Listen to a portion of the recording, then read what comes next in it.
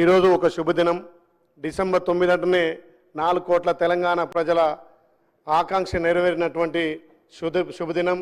60 సంవత్సరాల పోరాటం, 60 సంవత్సరాల కళ, 4 కోట్ల ప్రజల కళను ఆకాంక్ష నెరవేర్చినటువంటి తల్లి సోనియమ్మ జన్మదినం సందర్భంగా తెలంగాణ ప్రజల తరఫున ఆలయ నియోజకవర్గ తరఫున ప్రత్యేకంగా ధన్యవాదాలు తెలియజేస్తున్నాం.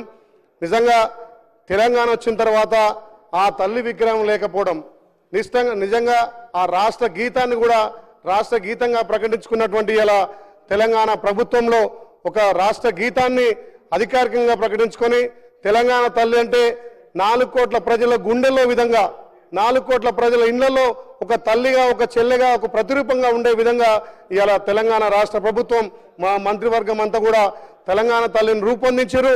గతంలో తెలంగాణ దేవత అన్నారు, కానీ తెలంగాణ దేవత ఉండేది గుళ్ళల్లో, తల్లి ఉండేది 4 కోట్ల ప్రజల గుండెల్లో. తల్లి ఒక రకంగా పిల్లలకు అభయస్థం ఇస్తూ ఈ రాష్ట్రాన్ని ఆర్థికంగా, రాజకీయంగా, సామాజికంగా అన్ని విధాల పాడి పంటలతోటి ఒక చేత అభయస్థం ఇస్తూ, ఒక చేత మొక్కజొన్న కంకి, జొన్న కంకి, పాడి పంటలు ఈ రాష్ట్రంలో ఇప్పటికే సమృద్ధిగా పండుతున్న వడ్లకు ప్రతిరూపకంగా ఆ తల్లి విగ్రహం తయారు చేయడం నిజంగా కూడా 4 కోట్ల ప్రజలు ఇలా ఉవ్వెత్తున లేసి హర్షాది వ్యక్తం చేస్తున్నారు. నిజంగా ఆ తల్లి విగ్రహం ఇవాళ సాయంత్రం 6:05 ప్రారంభించడం తెలంగాణ ప్రజలు చేసుకున్న అదృష్టంగా భావిస్తున్నాం. గత ప్రభుత్వాలు తెలంగాణ తల్లిని విస్మరించినాయి.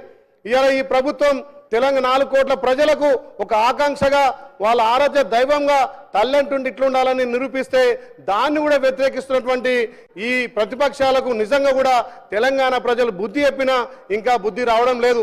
ఆ తెలంగాణ తల్లి చేపట్టుకునేగా మీరు 10 రోజులు 10 ఏళ్ళు అక్కడ కూర్చున్న వాళ్ళు ఇవాళ అదే తెలంగాణ తల్లిని వ్యతిరేకిస్తున్నారు.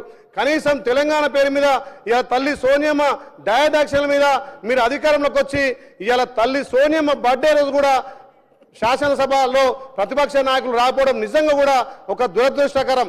ఇలా తల్లి సోనియమ్మ దయవల్లనే తెలంగాణ వచ్చిందని చెప్పి ఆ రోజు ఇక్కడ ఇదే సభలో, నిండు సభలో చెప్పినటువంటి ప్రతిపక్ష నాయకుడు మరి ఇలా సభకు రాకపోవడం తెలంగాణ ప్రజలు గమనిస్తున్నారు.